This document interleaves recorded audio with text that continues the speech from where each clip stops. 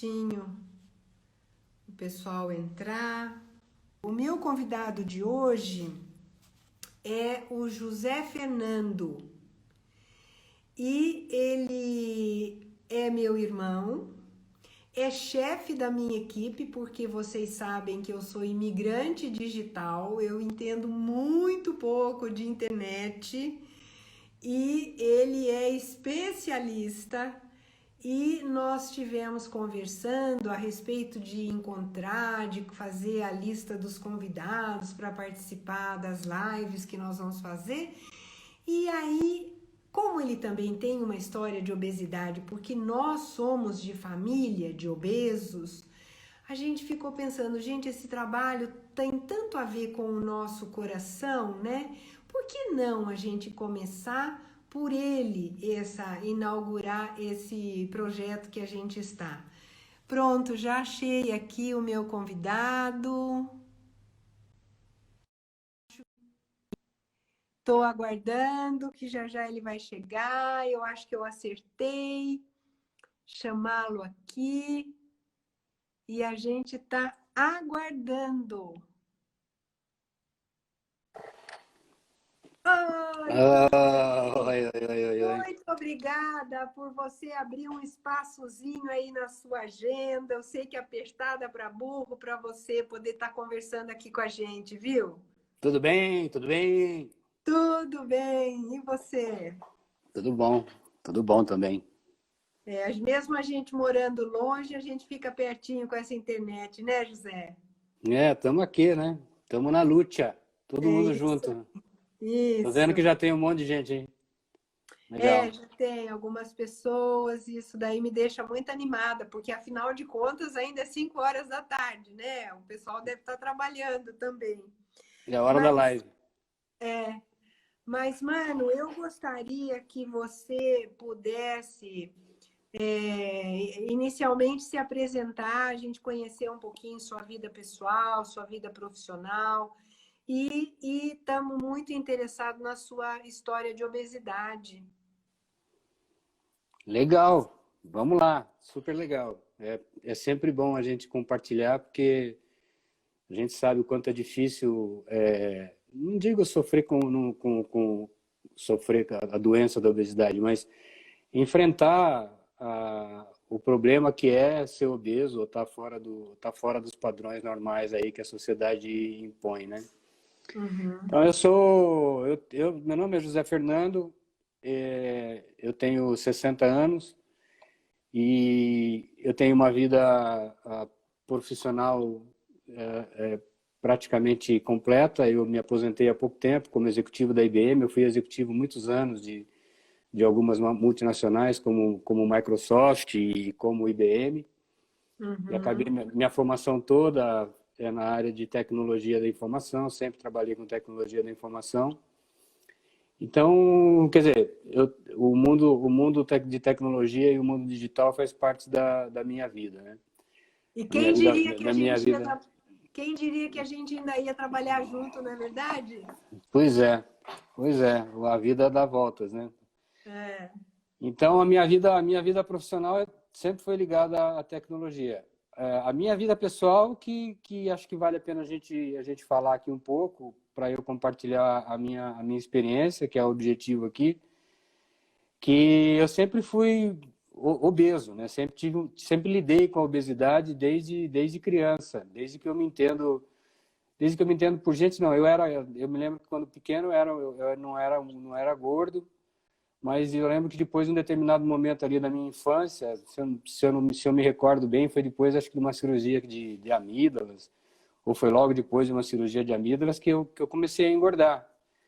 E ali já desde a minha primeira infância ali no primário, que a gente chamava de primário, e depois ginásio, tudo mais, eu já comecei a sofrer os impactos que a obesidade traz para uma criança, né? Uma criança obesa, se naquele tempo já era tratada de uma forma complicada, se a gente já sofria bullying, né? Mas o Uhum. bullying naquela época nem era tratado como é hoje, né? Bullying era uma coisa até certo ponto encarada como você tinha que aguentar e tinha que enfrentar, e não tinha não tinha essa história que existe hoje, que do politicamente correto com relação a bullying e tudo mais. Mas, enfim, a vida que segue. Então, durante a infância, sofri todos os problemas que todo obeso, que garanto que qualquer pessoa que é obesa ou que tenha problema com a obesidade, enfrenta, né? Que é o problema das brincadeiras das crianças, a frustração com o próprio corpo, a ansiedade que isso gera, ainda mais sendo criança. Depois, na adolescência... Ficar se sentindo comparado com os coleguinhas, isso é muito traumático, né? Eu, como psicóloga, já atendi crianças assim, né? Que se sentem diferentes e que acabam sendo rejeitados pelo grupo, tendo essa experiência do não pertencimento, que é tão importante para a criança, e isso marca profundamente o psique. Sem dúvida, isso tem reflexo na minha personalidade até hoje, né? Isso não, eu acho que tudo que aconteceu na minha infância, a gente acaba tendo isso refletido ao longo da vida.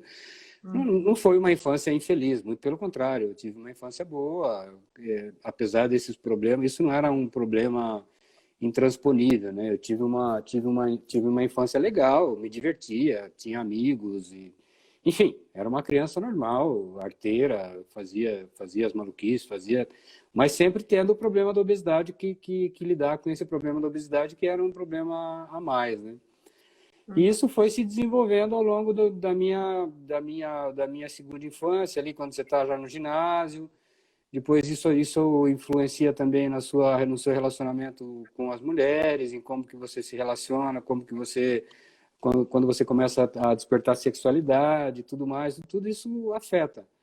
Até que depois, quando eu fui para a faculdade, né, que eu já fui estudar, depois de fazer exército, o problema foi se agravando. Porque à medida que eu ia ganhando consciência, à medida que eu ia crescendo, eu ia querendo cada vez mais emagrecer. E aí ia tomando ações para emagrecer, ações sempre baseadas no conhecimento comum ou no conhecimento médico que havia na época ou de como a sociedade tratava essas coisas, né? Essa questão da obesidade. Então, tentei de tudo. Primeiro sempre tinha aquele médico milagroso que alguém conhecia que conseguia emagrecer todo mundo. E foi aí que foi o primeiro contato que eu tive com um médico que eu já devia ter 20 e poucos anos, já comecei a tomar a tal das anfetaminas, né, que são os remédios baseados lá no Femproponex. E aí já comecei a tomar aquelas fórmulas que eram super malucas, né? Você tomava aquela fórmula, parecia que você ficava ligado no 220. Uma bomba. Uma bomba. E emagrecia. Na primeira vez que eu fiz regime, eu me lembro que eu super emagreci. Emagreci pra caramba. E eu não era tão gordo. Quando estava no exército, eu pesava, sei lá, eu tinha 1,80 m, pesava 90 quilos. Quer dizer, era um pouquinho acima do peso, mas não era nada de obeso mórbido, né?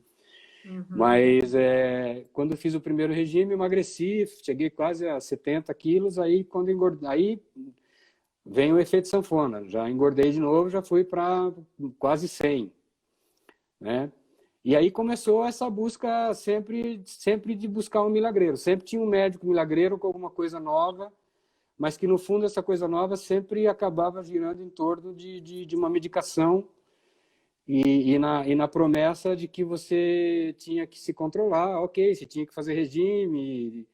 Não digo que o médico era mal intencionado, enfim, mas eram médicos que tinham uma maneira de tratar o assunto e que tem uma maneira de tratar o assunto que é focada numa medicação que mexe com o seu emocional, que seguramente faz com que você não tenha fome, mas você não vai ter fome, mas vai afetar a sua outra vida, as outras coisas da sua vida de uma forma muito forte, né? Afeta o seu sono, afeta a maneira como você trabalha, afeta a sua função sexual, afeta tudo, né? Afeta o seu sistema nervoso, você fica nervoso. Sim. Então, acontecia assim, eu chegava a virar noite trabalhando, parecia que eu estava ligado, era como se fosse um cara viciado em droga, mesmo numa droga pesada. Uma máquina. E cada vez que fazia esse tipo de regime, emagrecia e engordava. E a minha vida foi seguindo nessa toada. E com isso eu me casei, tive filhos, e cada vez que eu emagrecia, eu ia engordando mais. Cada vez que eu emagrecia, eu ia engordando mais. Sem contar os regimes mais malucos, que é regime de carne, uma hora come carne, outra hora come só carne com gordura, não come nada.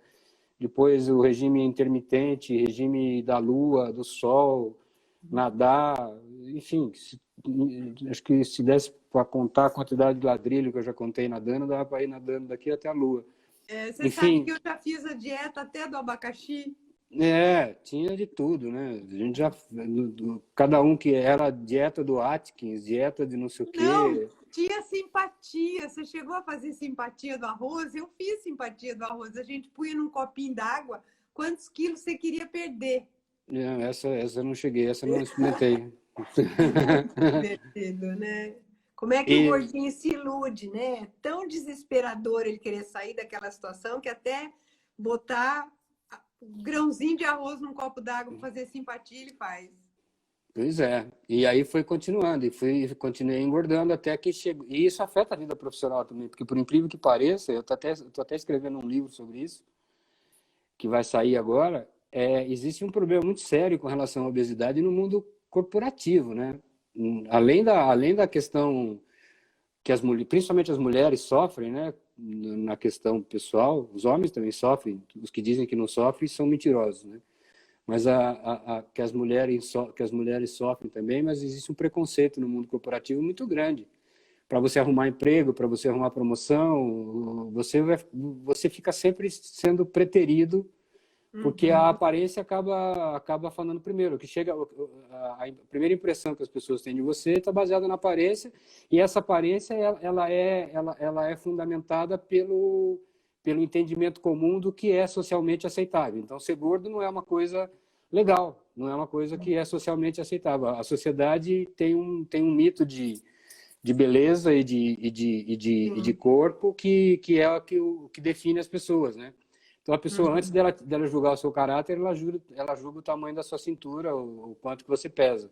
Né? Ou a pessoa olha para você e te considera mais ou menos capaz em função da sua gordura. E o que é mais louco ainda é que muitas vezes a gente mesmo como obeso, isso aconteceu comigo e não é mentira, eu mesmo não sei se sou ainda, mas acho que não sou mais, mas eu era preconceituoso. Como assim? O preconceito mora na cabeça do próprio obeso. O próprio obeso ele é preconceituoso com ele mesmo e ele acaba sendo preconceituoso com os outros, né? Porque ele acaba também sendo, ele acaba interiorizando aquele preconceito que ele sofre e ele acaba sendo preconceituoso com os outros obesos também, né? E você tem alguma história particular que você possa contar em relação a uma situação de preconceito? De preconceito no trabalho? É. Tem situações assim, houve situações muito bizarras assim, principalmente situações onde brincadeiras que eram feitas numa determinada situação de negócio, que era muito divertida para quem estava fazendo, para mim era horrível, mas eu tinha que aceitar aquilo porque eu estava num contexto que eu não podia falar nada. Naquela época não tinha esse negócio de politicamente correto, de política de RH, que você podia, se você não, você tinha que aceitar e não tinha muito que. Já me vi em situações ridículas, por exemplo, de chegar num avião pedirem para mudar de lugar no avião, por exemplo. Isso já Nossa. aconteceu comigo nos Estados Unidos uma vez, a gente indo para um evento e um avião pequeno, daqueles aviões menores, não estou dizendo que é errado, o cara deve querer balancear o peso do avião, mas o cara pediu para eu mudar de lugar para fazer o balanceamento do peso do avião. Porque eu estava sentado num lugar lá que não deveria estar. Se estava correto ou errado o que ele fez, não sei. Mas ele me pediu para fazer isso. Então, e além disso, existe o preconceito, o fato de você ser gordo. Eu já ouvi isso de pessoas de RH de forma explícita, né? Na hora de comparar currículos, por exemplo, de olhar um currículo, mas essa pessoa aqui vai ter problema de saúde, essa pessoa não vai performar direito porque ela é mais obesa e eventualmente o fato de você ser obeso transmite uma falta de controle sobre sua personalidade, quer dizer, uma falta de controle pessoal, de autocontrole. Como é que esse cara vai ser diretor de uma empresa se ele não tem autocontrole para controlar o que ele come e ser gordo, entendeu? Entendi, Então, entendi. não tô dizendo, eu não posso dizer quem, mas isso eu já vi acontecer, né, em algumas empresas. Uhum. Então, e aí esse processo foi sempre de sanfona, emagrece, engorda, emagrece, engorda, emagrece, engorda, até que por força de uma pessoa mesmo da área de RH chegar para mim e falar assim, poxa, por que você não faz aquela cirurgia de redução do estômago, né? Estava começando aquela onda de cirurgia de redução do estômago. Quanto tempo faz isso? Foi em 2002 que eu fiz a primeira cirurgia. Em 2003 eu fiz a primeira cirurgia. Já se vão 17 anos, né? 17 anos. É.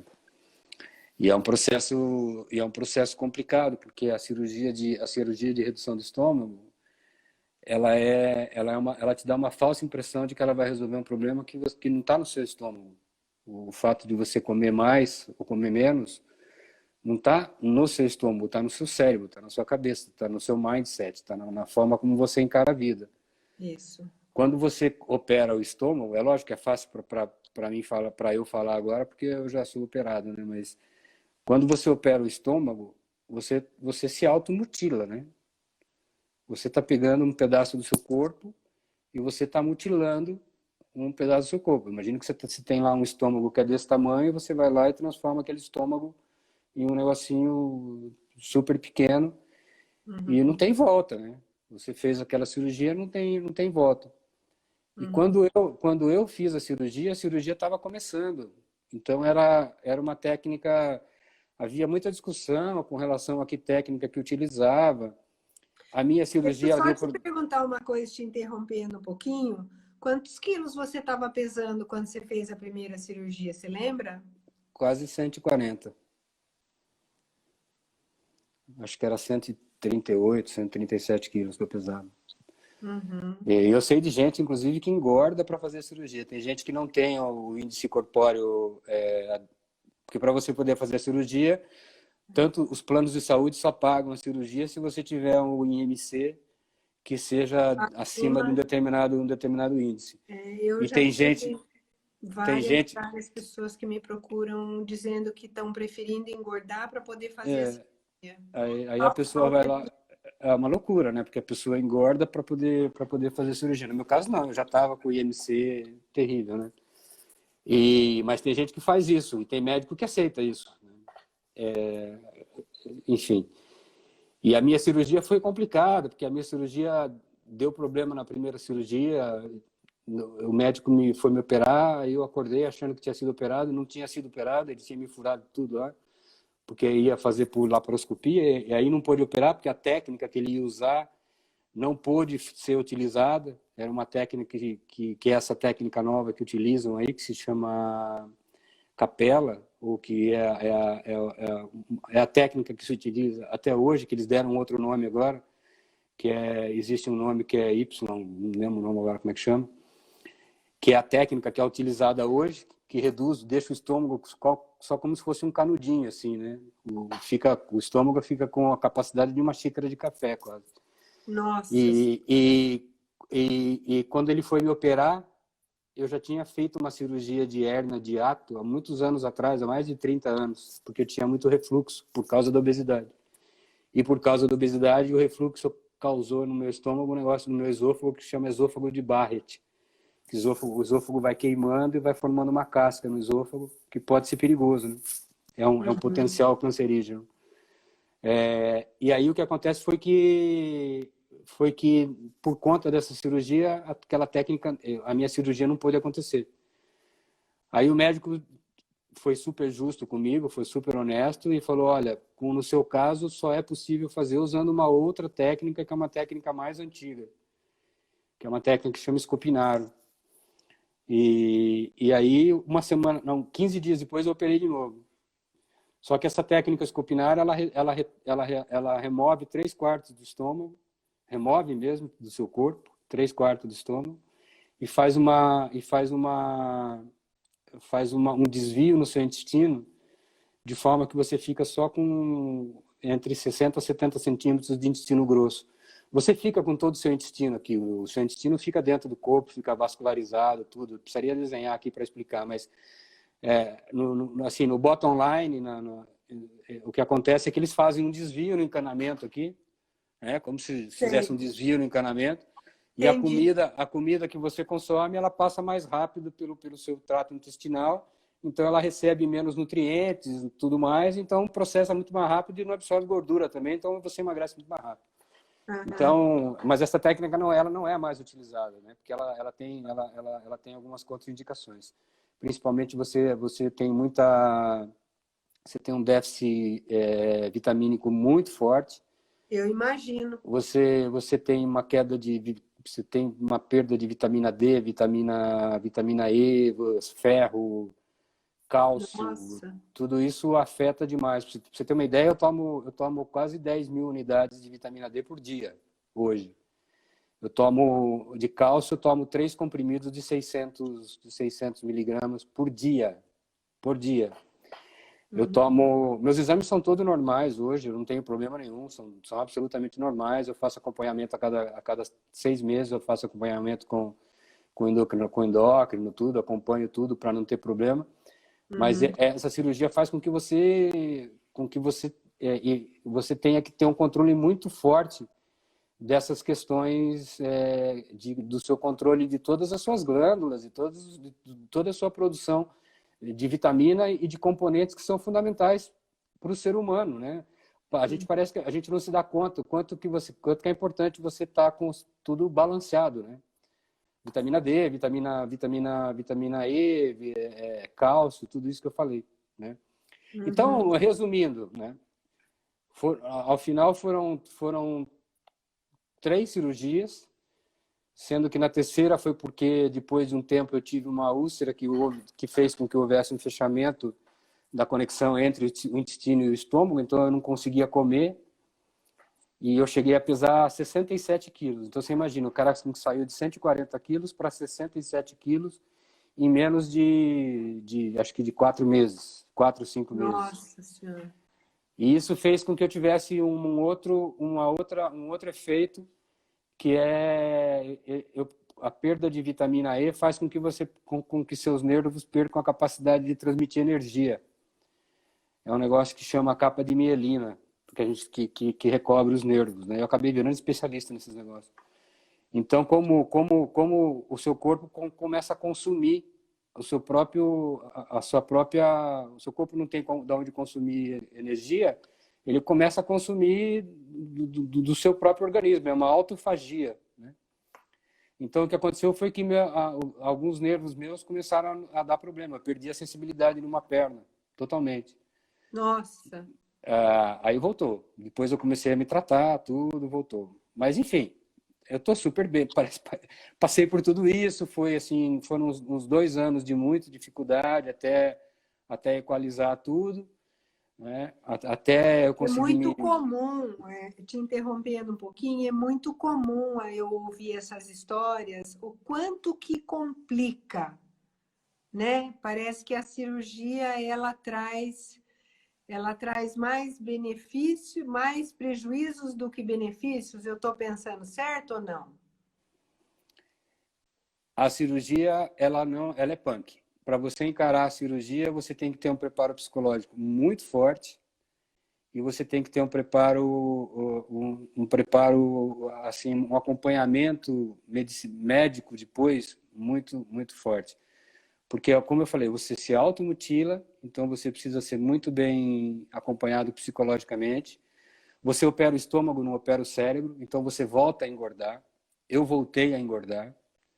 Essa história de que a pessoa não volta a engordar, a pessoa volta a engordar. Então, o fato de eu ter operado não significa que eu vá permanecer magro. Eu conheço dezenas de pessoas e muitas pessoas que operaram das mais variadas técnicas e voltaram a engordar.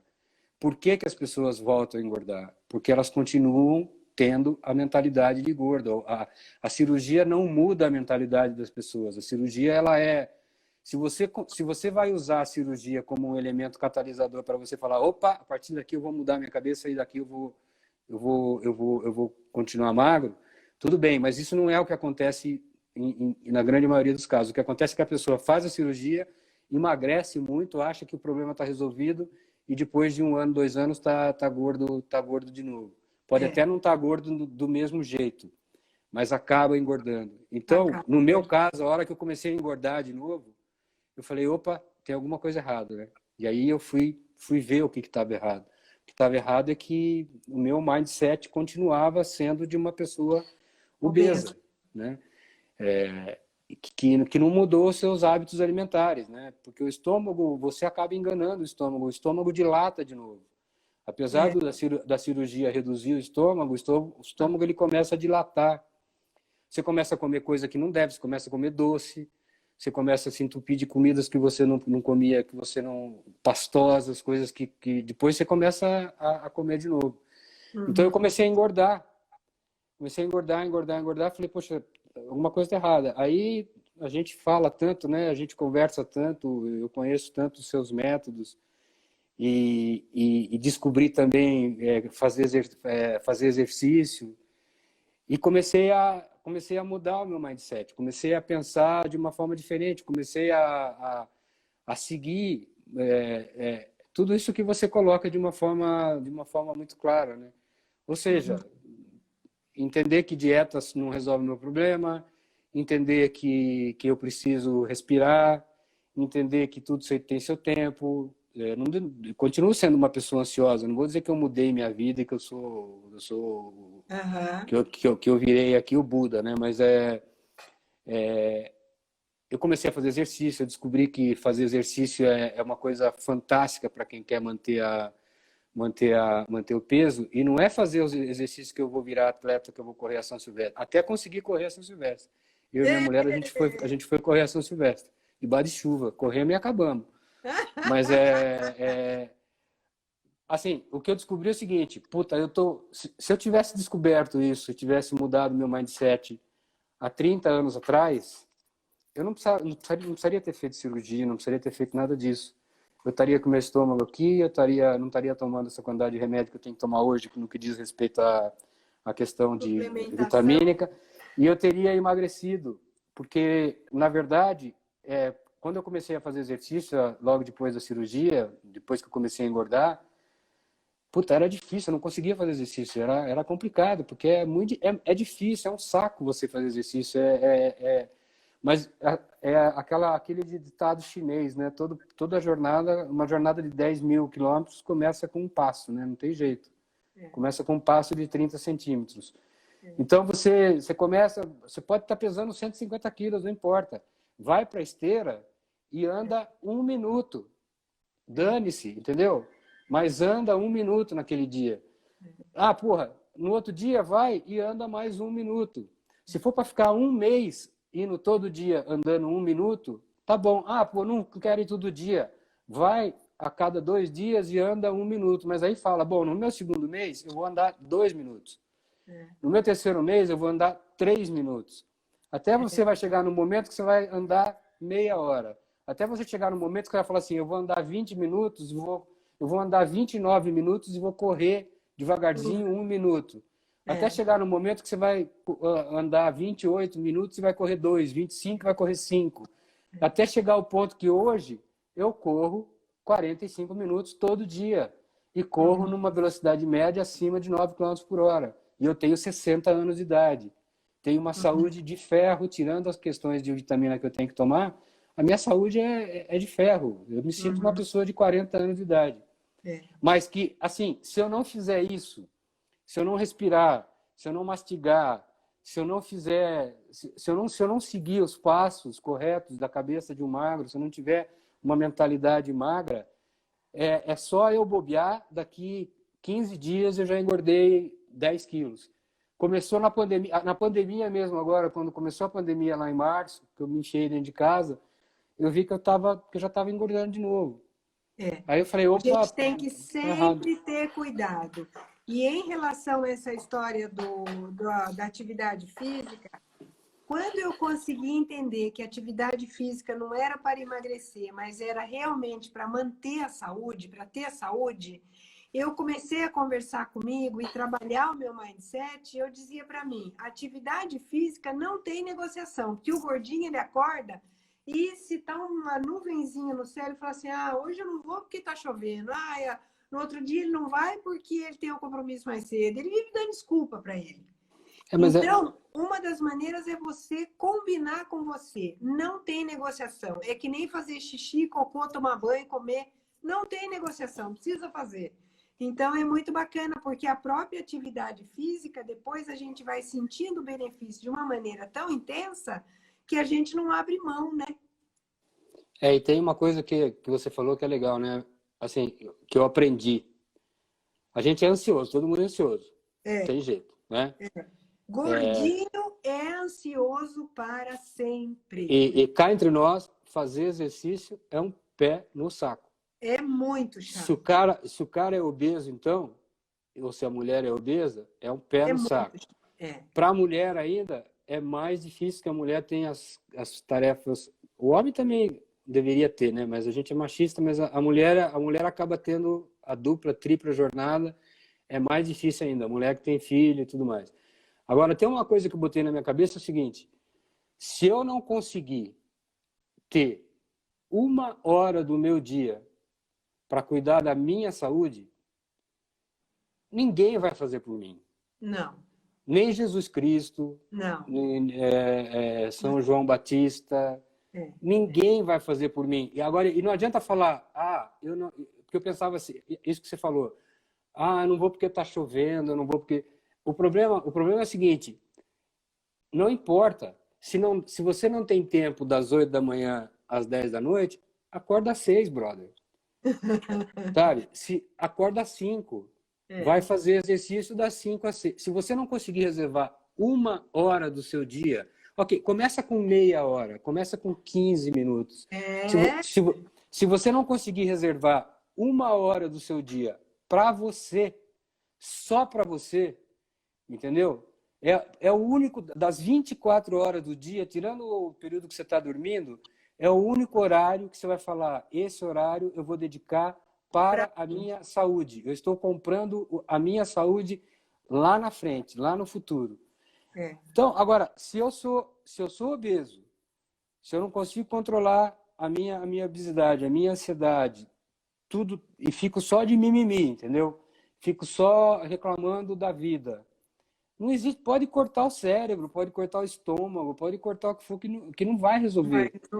Entendeu? Então, é mindset, é a gente...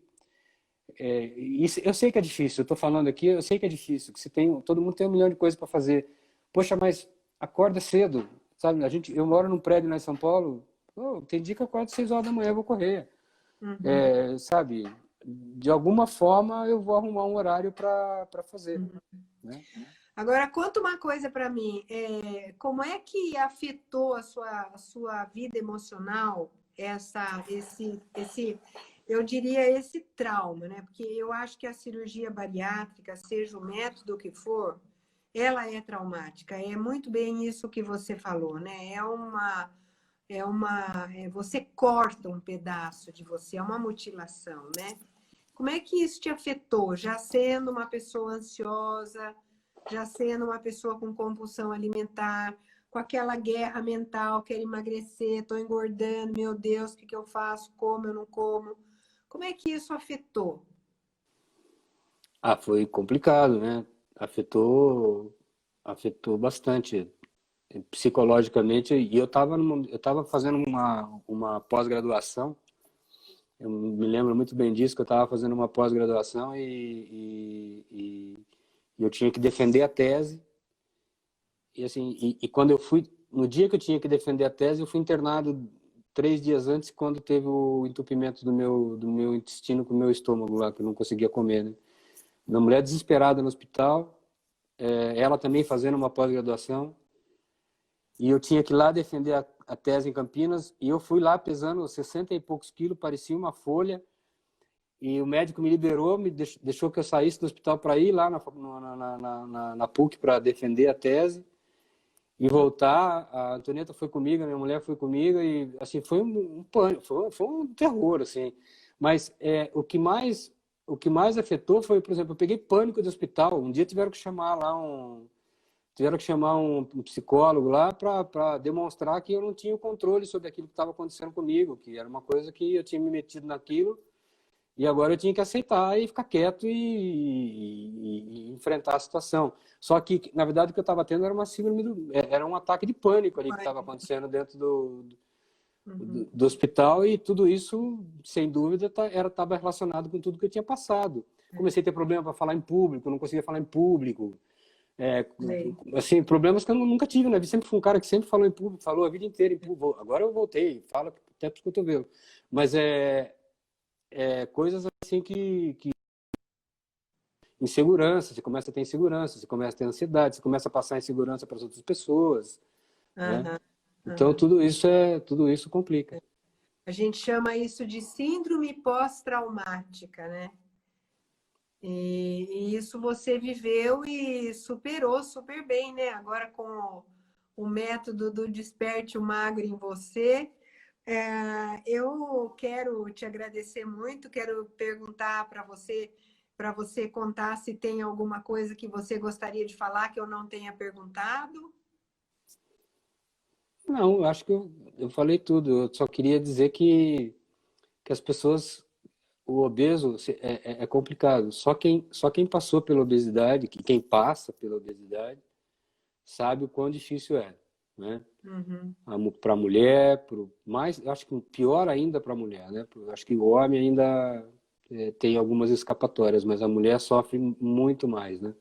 Uhum. O peso sobre nas costas das mulheres é uma coisa absurda, né? Uhum. Mas, assim, por pior que esteja, tem uma saída. E a saída está dentro da gente, não tá numa cirurgia, não tá. É legal, por exemplo, o curso que você dá do Desperte Magro, porque ele te dá o curso do Desperte Magro, por exemplo, ele não faz milagre, ninguém faz milagre, não existe milagre, não existe falsa promessa. Qualquer pessoa que esteja aí na internet vendendo essas falsas promessas, a gente tem que tomar cuidado.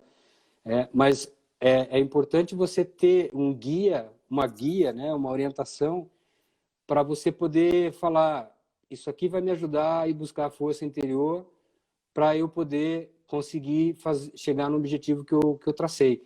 E é uma questão de mudar a sua mentalidade. E você muda a sua mentalidade, é que nem um alcoólatra, é que nem uma pessoa viciada em droga. Você muda, você não vai, você vai ser obeso todos os dias, pro resto da sua vida, isso não vai mudar, isso não tem Sim, cura. sim, Você vai ter que conviver com isso e você vai ter que saber que para conviver com isso, existe uma forma de você viver com isso. E sim, para sim. basta você ter a disciplina, que é o que você demonstra lá e que eu uso tanto, né? Que é comer da forma correta, comer com tempo, pensar em você mesmo, ter tempo para você mastigar, né? Respirar, né? Uhum.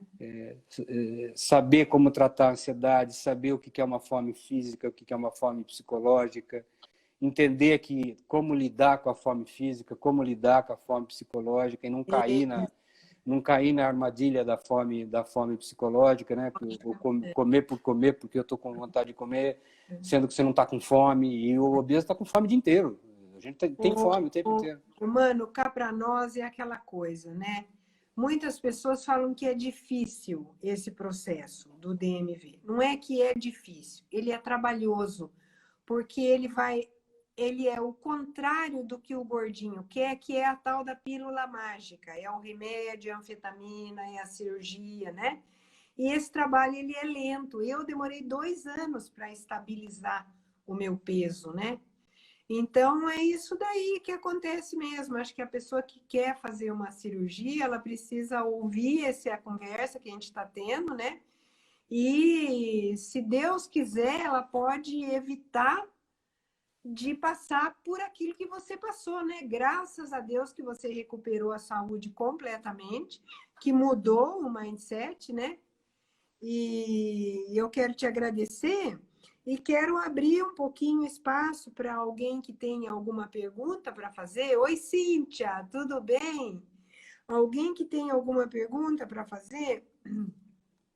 E eu já estava olhando aqui, alguém perguntou assim: olha, pode fazer a pergunta aí que a gente tem uns minutinhos, se alguém precisar, que a gente responde, tá bom? José, qual foi o momento em que você jogou a toalha? Que você parou de Foi fazer quando, dieta? foi quando é que tem dois momentos, né? Antes, quando eu fiz a cirurgia, um pouco antes eu parei de fazer dieta, mas aí eu fui fazer a cirurgia. Agora eu acho que eu joguei a toalha mesmo, foi quando eu vi que eu estava emagrecendo, que eu estava engordando tudo de novo. Uns 2 anos depois da cirurgia, que eu vi que eu estava engordando, que eu comecei a engordar.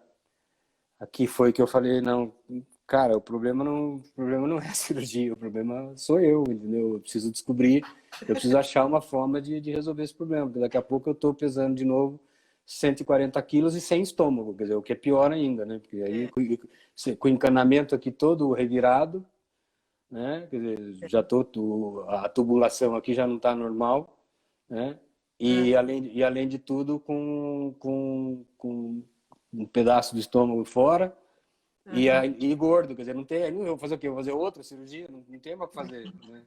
é. Então aí foi que eu joguei a toalha mesmo e falei, não, cara, eu preciso ir buscar, eu tenho que fazer as coisas da forma correta, né?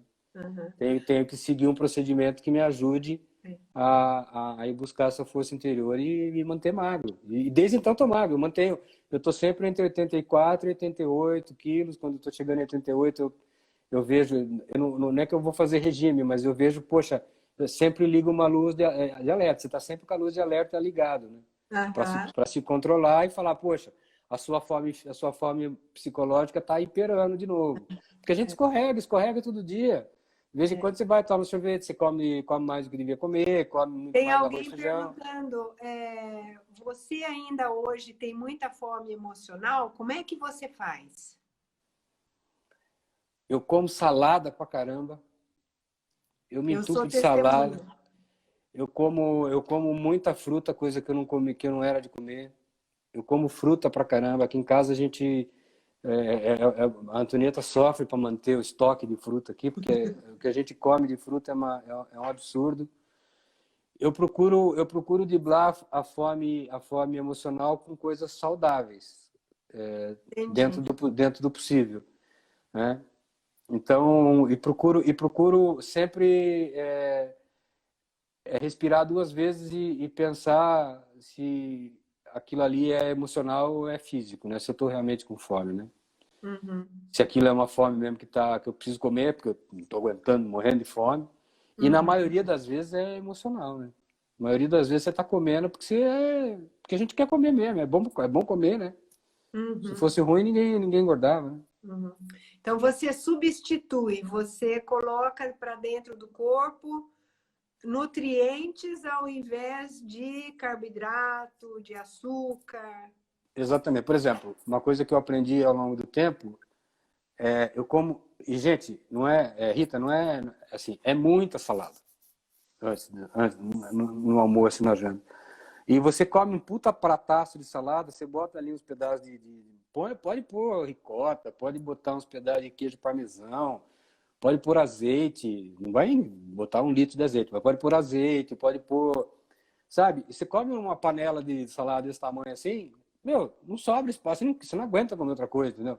Aham. E até você come, e é gostoso. Você pode fazer uma salada, por exemplo, ficar algo gostoso de Divino. comer, entendeu? É. Que seja, é lógico, não é que nem comer uma feijoada ou comer uma picanha, mas se consegue fazer uma salada ficar um negócio legal Bom, também.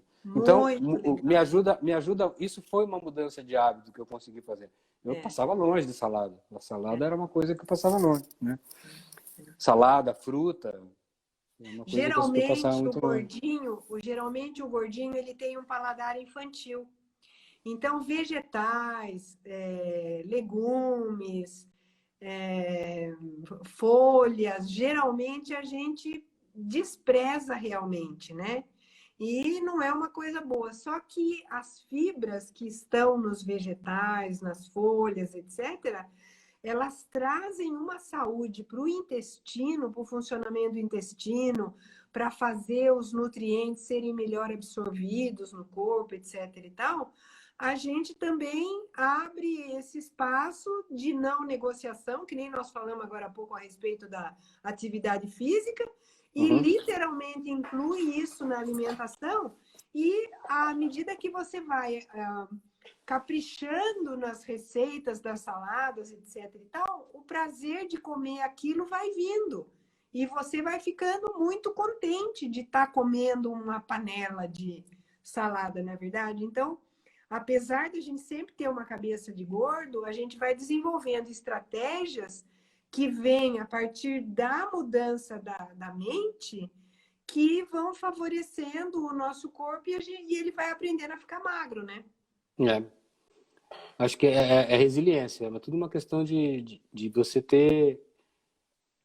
E não desanimar, né, Rita? Porque você vai ter um dia que não vai dar certo, você vai ficar um mês e não vai emagrecer.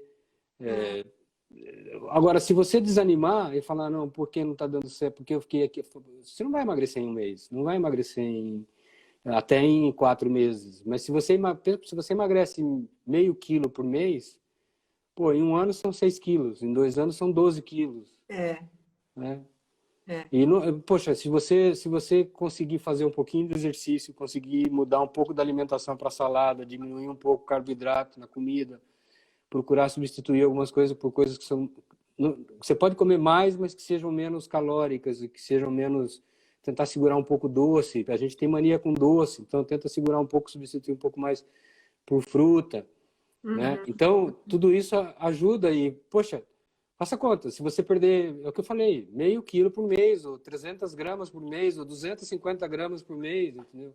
Uhum. Não queira perder 10 quilos, pense no longo prazo. E quando a gente vai desenvolvendo a cabeça do magro, a gente não usa mais esse termo vai perder, né? A gente usa o termo eu eliminei, ou seja, Eliminei, não quero mais saber disso na minha vida. deixei para trás, né? Alguém fez uma pergunta que passou aqui, eu não sei se eu entendi direito, se eu não entendi, você me faça a pergunta de novo, que eu não me lembro nem quem foi que fez. Se você, José, só come 3 vezes por dia ou se você tem mais fome física mais vezes durante o dia? Não, eu tenho mais fome física mais vezes. Possivelmente seja devido a toda a sua história de bariátrica, não? É, é, assim, eu diria o seguinte, a gente toma um café, almoço, normalmente entre o café da manhã e o almoço. Eu acordo muito cedo, a gente acorda às 6 horas da manhã e toma café, por exemplo.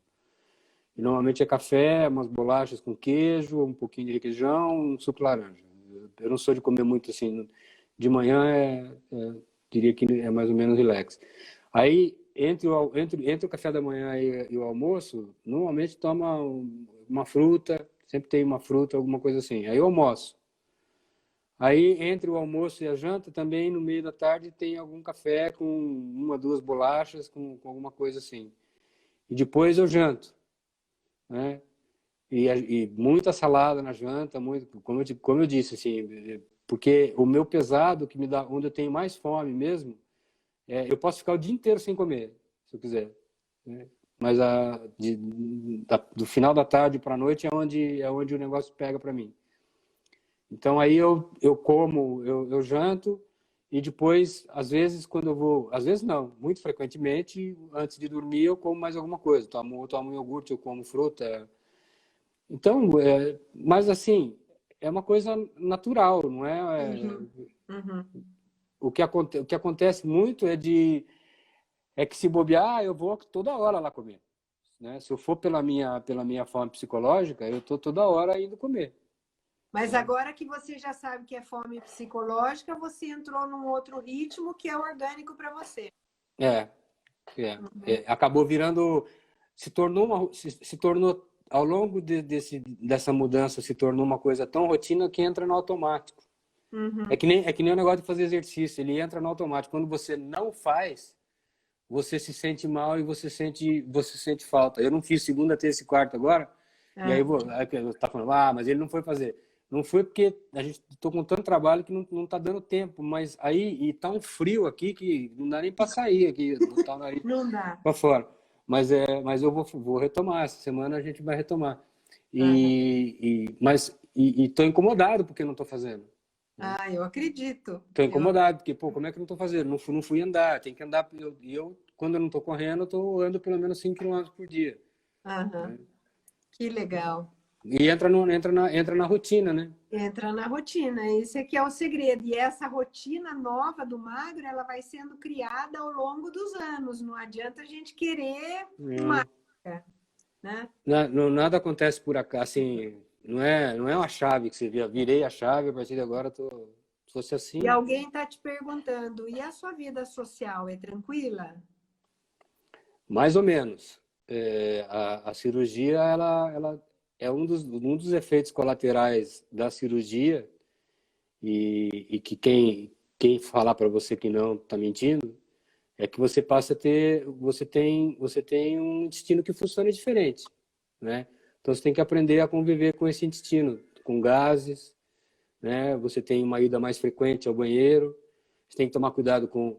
É que a minha técnica cirúrgica que foi utilizada é uma técnica que não é mais utilizada. Então, eu minto, talvez as pessoas que sejam operadas na técnica nova não enfrentem tantos problemas que eu enfrento. Mas como eu converso com muita gente, eu sei que muitas das coisas que eu passo, as pessoas passam também. Mas tem um sofrimento com gases, que é uma coisa incômoda, que você acaba tendo muito mais gases, dependendo do que você come. Você tem a parte que eu falei qual foi a pergunta mesmo? Eu pedi. Com gases, deficiência vitamínica, né? E quanto agora que isso acaba afetando socialmente, né?